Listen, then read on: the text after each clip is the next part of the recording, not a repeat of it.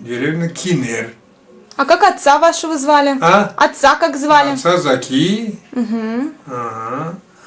И вот он там проработал до 1936 года.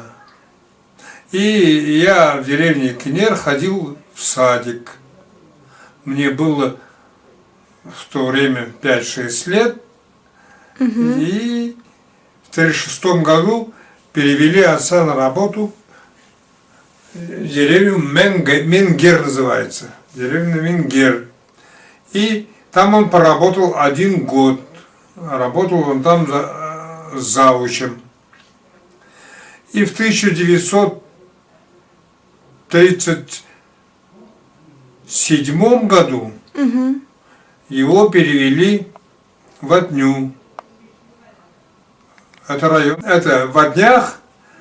Мне было уже 8 лет. Я поступил в 1 класс и проучился в татарской школе 1,5 года.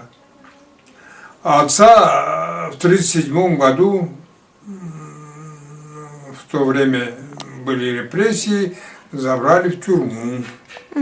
Да, по ложному навету. И отец только приехал в 1939 году в марте, 20 марта где-то.